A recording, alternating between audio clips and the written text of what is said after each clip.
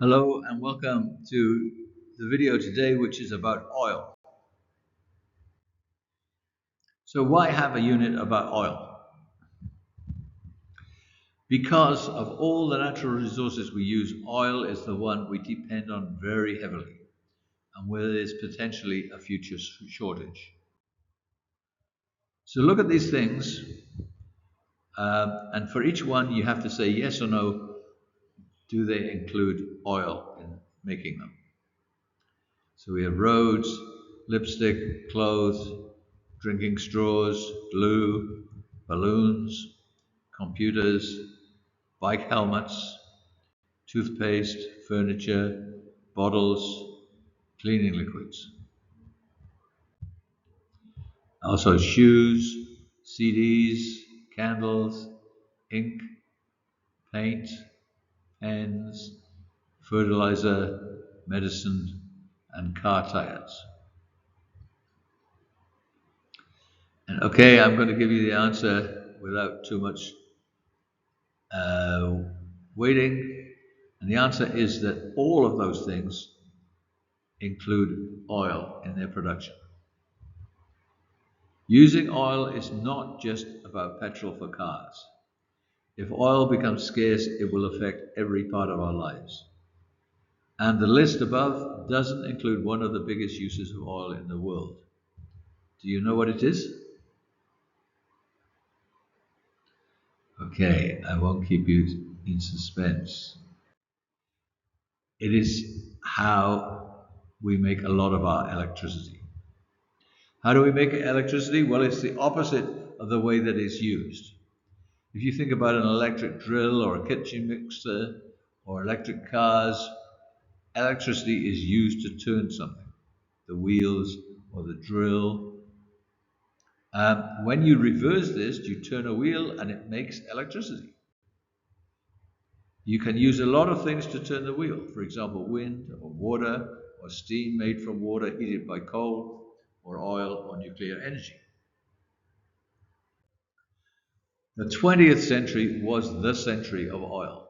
Before the 20th century, use of oil as a fuel was limited. Most of the oil needed was sourced from animals like whales and seals. Cars and airplanes had only recently been invented. Fridges had only been around for about 20 years. Electricity had just been discovered and plastic hadn't been invented. Ships, trains, and heavy machinery were run using steam made from coal. And demand for oil was low, but it was about to grow very fast. Transport. Car numbers expanded. 4,192 cars, no trucks, no buses were built in 1900. In 2000, there were more than 1 billion cars, trucks, and buses. The number is doubling every 10 years. Airplanes became a major form of transport. Electricity. In 1900, electricity was only used for lighting. Most electricity was made from burning coal. By 2000, most electricity was made by burning oil, and electricity was used for lighting, computers, TVs, etc. In recent years, cloud computing takes a huge amount of electricity, as much as the electricity usage of France.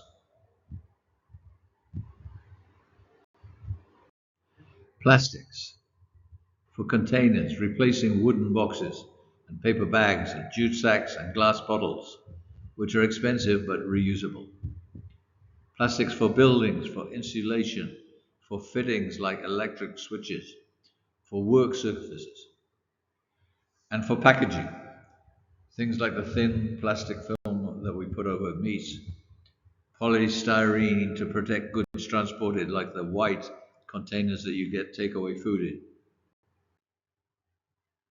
in car making, for seats, which were previously made from leather, for dashboards, previously wood, for handles and things like that, previously metal, and synthetic rubber, fake rubber if you like, for tires in place of natural rubber. And for children's toys, they were previously made from wood and china and cloth. Mostly now they are plastic. Fertilizer that you put on your crops to help them grow. In the past, people used natural manure from animals and compost. Now we use a lot of fertilizer. So, where are we now? We can't make oil except from other dirty fuels like coal. There are debates about exactly how much oil is still in the ground that we know about. But whatever the exact figure, it is agreed that we've already used a lot of the total oil that we know about. Once we've used half the oil, there is no way to keep producing at the same rate. In spite of efforts to reduce oil use, the amount of oil used grows every year. And this is very hard to stop because it is caused by, firstly, the increase in the world's population, and secondly, by poor countries getting richer and so using more. It's very hard to stop this, and we don't want to stop poor countries getting richer. So think of it like a tamarind tree. The tree is full of fruit, oil. Everyone picks the fruit and eats as much of it as they want. After a while, the fruit you can easily reach is all gone. There are plenty of tamarind still, but it's getting harder to get. You have to climb. A bit later, the ones you can get by climbing are all gone, and you have to start throwing a stick. You still get some tamarind, but you don't eat them as fast anymore. Eventually, you can't get any more. You might be able to use the fruit better, but the same pattern will repeat, and eventually, no more fruit. So, lifelines. There may be more oil fields that we don't know about yet, more tamarind trees, if you like. But the chances of ever finding oil fields like the huge ones in the Middle East are very small. We've already looked in the obvious and easy places. We're now looking in places where the oil is harder and harder to find. And if we find it, it will be very hard to extract, to get it out of the ground. We're looking under the sea and under the ice at the North Pole. This comes at a high risk of hurting the environment. Oil leaking into the sea is much harder to stop than on land. It destroys fish, food for sea creatures, and whole ecosystems. It destroys other people's industries, like the fishermen's. It is taking more and more oil to find and extract every barrel of oil, so the energy gain is smaller. Second lifeline. Technology will help us get more oil from places we already know about. In other words, we can use the tamarind better. And this is already happening. It will almost certainly continue to happen. Lifeline number three, we can run cars on other fuels. Sure, we can use electricity or natural gas, but natural gas is just another fruit tree and will follow the same pattern. Most electricity is made by burning oil, so it's not a solution. Other ways of making electricity, like wind and hydro, etc., will help. We can make petrol from vegetable oils like corn oil. This is technically possible, but the area of corn we would need to grow, we'd need to use land currently used for food production, so we'd have food shortages. But even if that can fix our energy needs, which is a huge if, it only solves the energy shortage. We still don't have any fertilizer or plastic products or tires for our cars. So the summary so far, we're on a collision course. On one side, we have a supply of oil that will reduce more and more as the 21st century goes on. That alone would push the price up. But wait, there's more. At the same time, the demand will increase quickly, driven up by extra population and countries getting richer. That alone would push the price up. Adding the two together, the price looks like it will rise very fast at some stage. Now let's talk about timing. There is no agreement, and there are a lot of things that could change. But scientists think oil will be all gone by 2100. Many think it could be earlier. It's unlikely to be a straight line. New technologies like fracking will cause a short term reversal of the trend. Big new technologies to replace things made from oil could help a lot. For example, fertilizer from a non oil source. The main issue is about the pattern of what is going to happen, not the timing. Whether the oil runs out in 2080 or 2100 or 2115 or 2185 only affects the urgency of the problem. The problem remains. So, the 21st century, how will we react to this? High energy use equals high standard of living, as we now define it. There will be energy wars to gain access to the remaining oil. Many people believe the USA war in Iraq was an energy war to make sure the USA has access to Iraqi oil in future. An increase in the number of wars is the biggest thing that can bring the date the world runs out of oil nearer. Wars are very heavy energy users. They are likely to be in or near oil producing countries, so oil installations will probably be damaged, which will also bring the date nearer. Many of the changes made in the 20th century will be reversed.